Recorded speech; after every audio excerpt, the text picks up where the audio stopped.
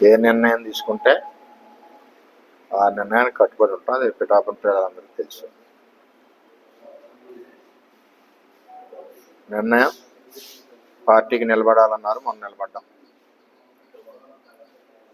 పార్టీకి ఎప్పుడు కూడా వ్యతిరేకంగా కానీ పార్టీ బలోపేతానికి పనిచేసాను తప్పితే వేరే.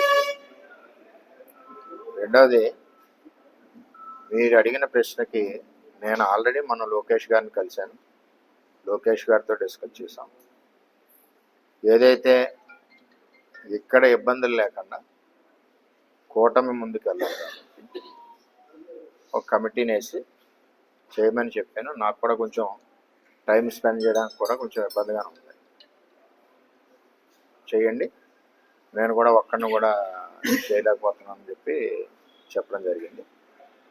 దాని ప్రకారమే ఈరోజు ఆ ప్రకటన వచ్చింది. పార్టీ నాతో సంప్రదించిన తర్వాతే లోకేష్ గారు ఆ ప్రకటన వచ్చే ముందు కూడా నాకు పల్లా శ్రీని గారు, నారాయణ గారు ఫోన్ చేసి చెప్పారు.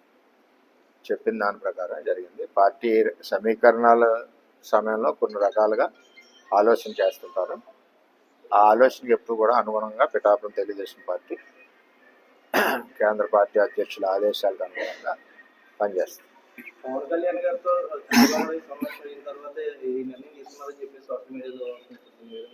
వంద అనుకుంటారు. వర్మ ఏంటో పిఠాపురం ప్రజలు తెలుసు, వర్మ ఏంటో తెలుగుదేశం పార్టీకి తెలుసు, ఎంత కమిటెడ్గా ఉంటారో తెలుగుదేశం పార్టీకి తెలుసు. మిగిలిన విషయాలు నాకు అనవసరం. ఎందుకంటే పార్టీ నాతో సంప్రదించింది. మొన్న నేను లోకేష్ గారి దగ్గర కూడా వెళ్ళాను. ప్రెస్కి ఫోటో కూడా వచ్చింది. నేను మా అబ్బాయి అందరం కూడా వెళ్ళాం. ఫోటో కూడా ప్రెస్కి వచ్చింది. అది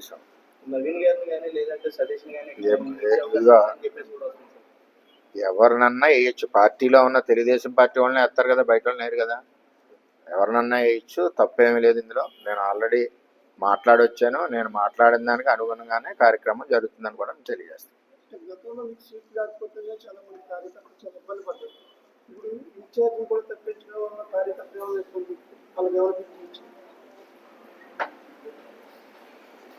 సీటు రాకపోవడం అన్నది కూటమిలో ఎవరికొవరికి నష్టం జరుగుద్ది.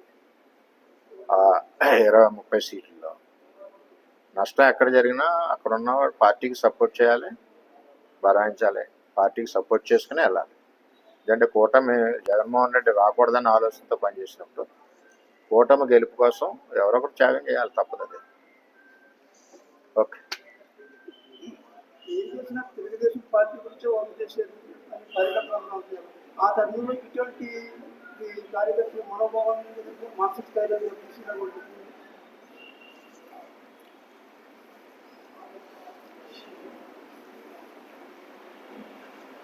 పిఠాపురం అంతా తెలుగుదేశం పార్టీకి క్రమశిక్షణగా వాళ్ళు ఇచ్చిన ఆదేశాల ప్రకారం